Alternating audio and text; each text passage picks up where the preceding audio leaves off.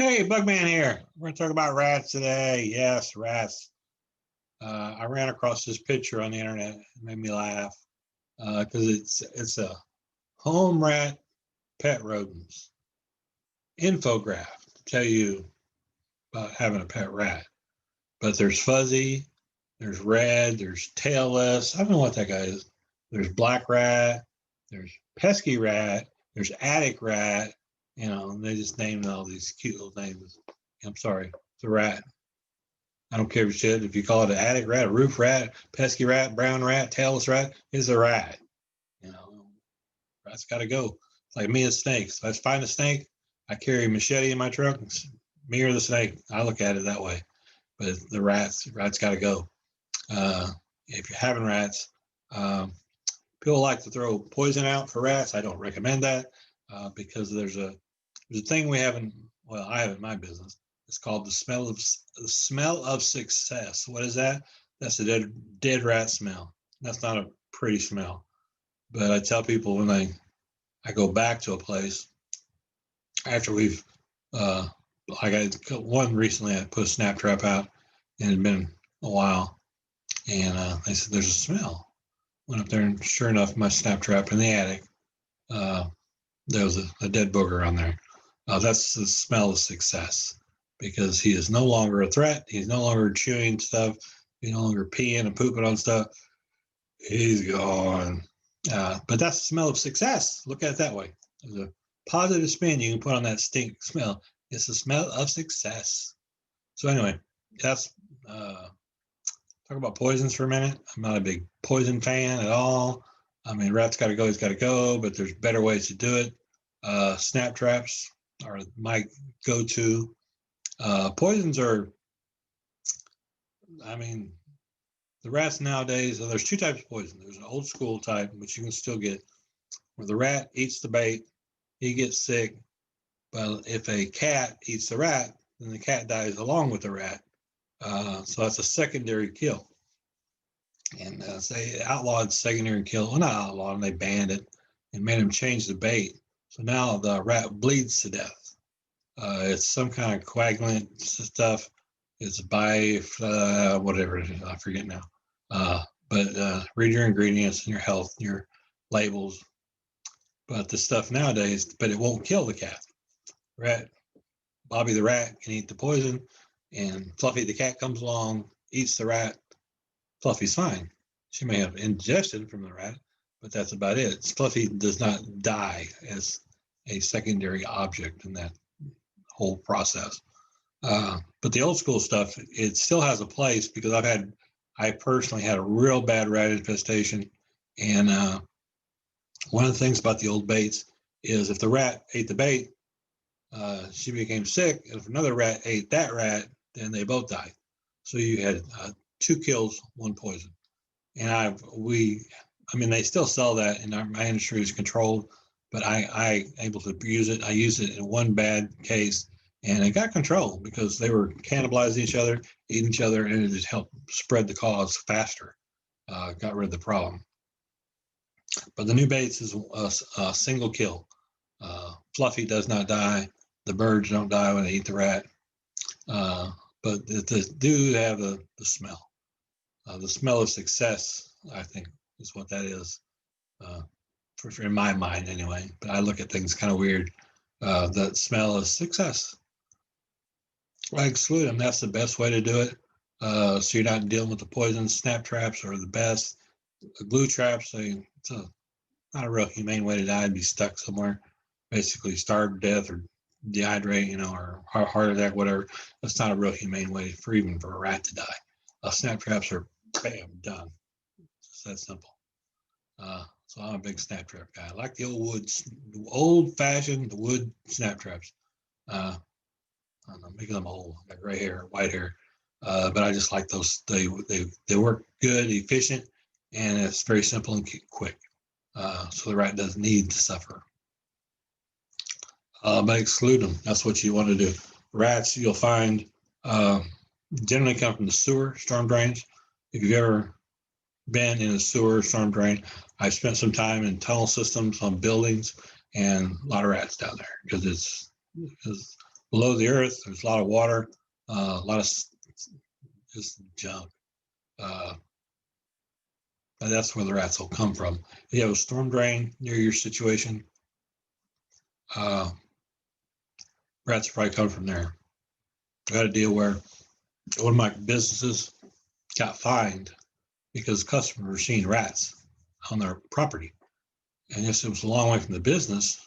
It was 75 feet from the branches, but people walking by the place were seeing rats all the time. So the city figured they'd come out and you're at this company a fine and get them to clean up the rats, which was all good until you know who got involved.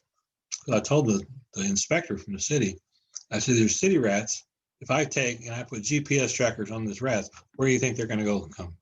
And I took the man out there and I showed him. I said, look at the trails right here in the weeds. I said, why is there no grass here? It's because the rats are running here. You know, and I showed him where they go right down to the sewer, where that trail led right to the sewer. I said, this should be clear to you that the rats have a trail right here leading to this sewer. That's where they came from. They weren't in this building 100 years ago. This, you know, when this building was built, whenever. The rats haven't been in this building. They're not in the building now, but they're out here in the grass. And people are seeing them and not liking it as they walk by because this, look at the trail. That's where they're coming from. They're going home to the sewer. They don't belong to my customer. And with that, the gentleman promptly tore up the ticket and said, okay, we're going to address a different way. And, but, you know, it just goes to show that those rats, the sewer is their home. They don't, you know, that's where they were born, a lot of them. So anyway, that's where they come from. If you have a storm drain or just a sewer grate there, there's ways you can counteract the rats. You can keep them, excuse me, keep them down where they belong, down there, not up here in our houses.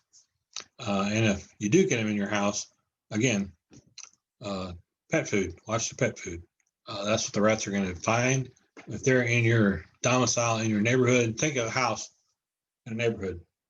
There's 10 houses on the block. How many of them have dogs? How many have cats? How many feed their animal outside? So many people have cats that feed them outside.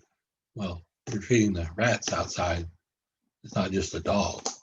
Rats are a little big. They don't eat that much food. You wouldn't notice it. But if you're storing your dog food outside or feeding your animal outside, chances are pretty good that it's drawing rats to your house. I'm not saying that they are 100%. Not the dog's fault, not the cat's fault. It's just human nature that we put stuff out and we don't think about the non-target pests. When you're feeding your dog and your cat, that's your target. That is your target pest. My cat, my dog, my target is to feed them. You don't obviously realize that there are other things. Squirrels eat your animal's food. The rats eat your animal food. You know, they're out there running around the yard and they come across this smell. Hey, well, that smells pretty good. What is that? They go there and find out the pet food. It becomes food for them. You think of a subdivision, 10 houses on a street, how many of those houses are feeding the rats and squirrels and everything else out there? You know. But anyway, the rats and dog food is a situation. And like I said, it leads them to your garage. A lot of times, the gentleman's house we were at this week, he kept his dog food in a container in the garage. I said, he showed me, it's right there. I moved the container and I said, see what that's all this stuff back there? That's rat poop. Rats are hanging out by this container because they know it's food that you're putting out for the dogs. They're looking for their own supply, you know. So in his case, they were going from there, up the wall into his breezeway, boom, into the attic. That's what they do. They go up the breezeway. The breezeway, if you have a house, there's a detached garage. The garage is separate from the house. And there's a little roof over it, awning, going from the house to the garage. That's called your breezeway. And that little roof is hollow inside. And it's got a big end that leads to the garage. Because a lot of times I run cables through there. But there's nothing. It's a wide open gap leading the rat from the garage. He goes up the wall, he crosses the breezeway, and he's in the promised land, the land of milk and honey, the land of foam insulation and fluffy insulation that makes a great nest. And there's also a thing called the AC pan up there. We're in Houston. It drips, it condensates in the summer, and he gets water right there. All he needs is a little pet food from your house, your neighbor's house, one of your neighbors.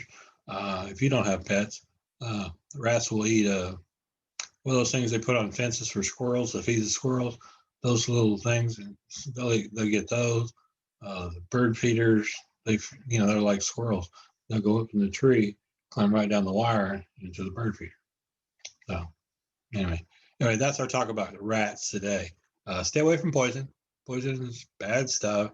Bad stuff. Everybody say bad stuff. Yes, Bugman, it's bad stuff. Stay away from the poison and exclude. If you need help with exclusion, lady's house we were at today, I was showing her all these things. I said, you might want to take this a little bit of time. I would take this, and this first, and work on this, and this would be the last thing I would try.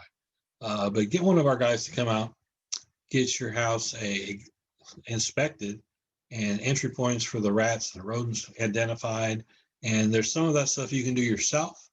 You do it one time. I showed her things she could do one time and would have lasting effects as far as pest control, because you seal up those pipes and you keep the bugs out, the rats out, you keep everything out.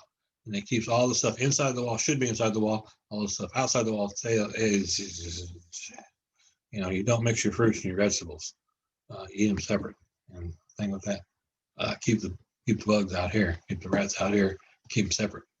So anyway, call one. You go to thegreenbugman.com, the website. Look at all our products there. If you're listening to the video, like and subscribe us our YouTube channel. A lot of cool stuff on there. Cooler stuff by the day. It gets gooder and gooder by the day.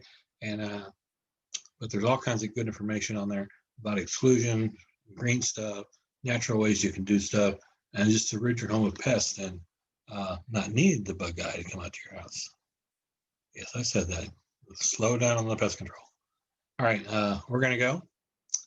Greenbugman.com. Come see us. Check out the store. Buy something. Bye. Whoop, missed the button.